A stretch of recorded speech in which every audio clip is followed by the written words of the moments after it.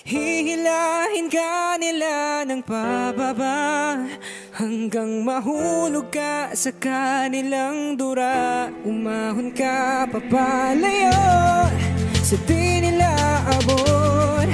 Hayaan mo sila bang nakatingala sa'yo.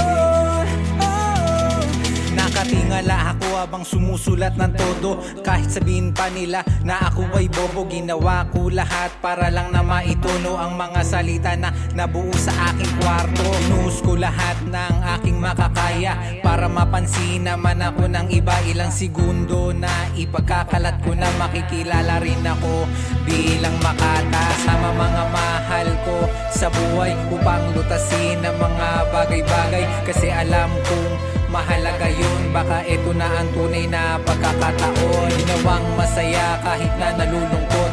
Balang araw magbubunga din maabot. Kahit minsan kapos na sa buhay, ginawa ko lahat para lang magtagumpay.